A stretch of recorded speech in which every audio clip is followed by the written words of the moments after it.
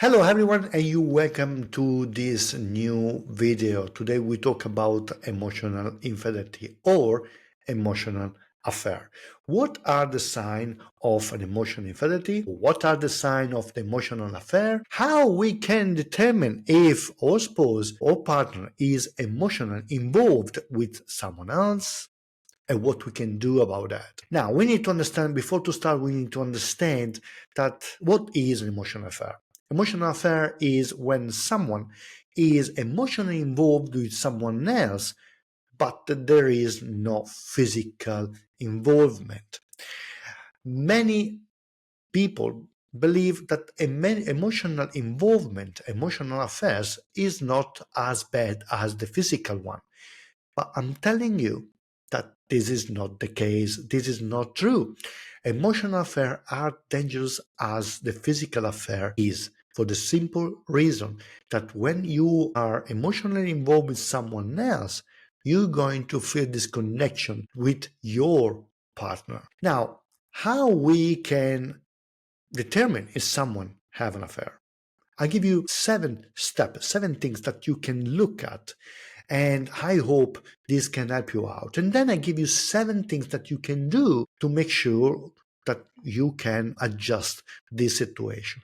Indicator number 1 is an increased communication with someone else. So your partner increasing talking, texting, calling, or interacting with someone that you never met before, or you met before, but they never had that kind of relationship. And especially this happened in weird situation and weird timing. For example, your partner suddenly never walked the dog because you always did it. You never walked the dog suddenly, depends. Suddenly, they start to walk the dog in the middle of the night. Or they go in the toilet with the texting. They're very secret on what they do. But this is another step again. Okay, so increase communication with someone else. Number 2, we have emotional distancing. They appear less interested and emotionally involved with you. There is less emotional involvement and physical involvement with you. And this creates a disconnection with your partner. Okay. Number 3, they become secretive and they start to defend themselves all the time. They guard their phone, they delete the messages, they react badly if you ask question about that person. These 3 are signs that maybe your partner can be emotionally involved with someone else.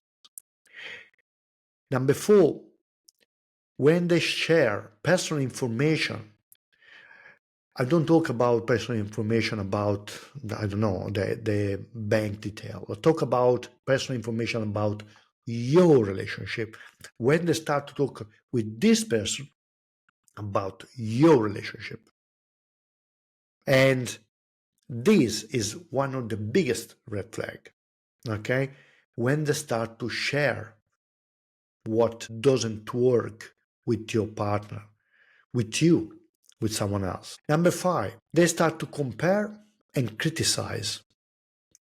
They start to compare their relationship with you with someone else. They start to criticize the way that you walk, the way that you talk, the way that you eat, what you eat, why you eat it. They start to compare your work with someone else's work. They start to compare the fact how you talk to them. Number 6, prioritizing someone else's need. When they start to prioritize the other person's needs before yours and the relationship needs. This is a big sign again. Number 7, they are mentally absent. There is avoidance to be connected, to spend time with you, avoidance to be intimate with you. They look like mentally absent. And you feel that disconnection. You ask yourself, what's happening here? Now, what we can do about this? Well, there's various things you can do. And here I'm going to share with you 7 things that you can do. The first one is about communication. encourage open communication. Remember, if you expect that your partner is open with you, you must open with them. Okay, so you need regularly to discuss your feeling, your concern, your experience. A strong communication is the foundation for an healthy relationship. Communication and the willingness to talk about anything is very important.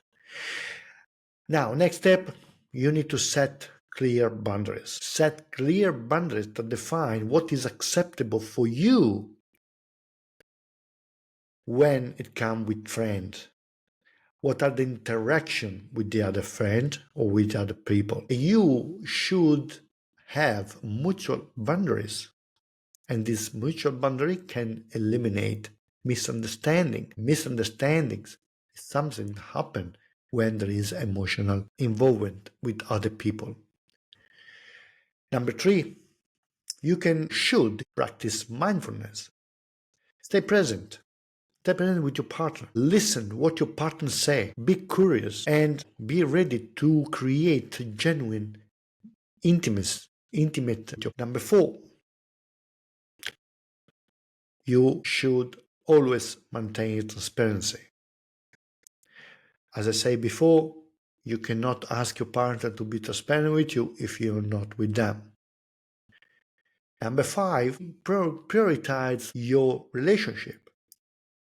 You should dedicate time for each other. Okay, you should build moment in your relationship where you're going to spend time together. I always suggest just after work, when you come back from work, you greet each other with hugging and kissing and touching.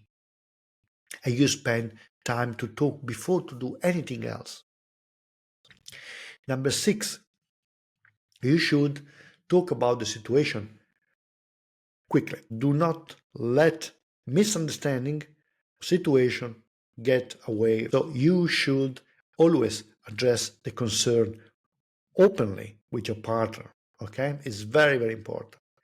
Number 7, this because I do this as a work, but I really believe that you should find help, look for help. If the situation gets too challenging for you, it's too stressful for you, and you understand that maybe you're not able to talk with your partner about the situation, you should have the courage to look for help. So, psychologist, counselor, coaches, someone that is outside of your friendship, that is not involved with you two, and can actually help about this situation. So this is my first video and I hope you enjoyed. If you like it, press the button liking, subscribe, and see you on the next video. If you have any question, please submit your question. I'll be very happy to answer you. Okay? Ciao.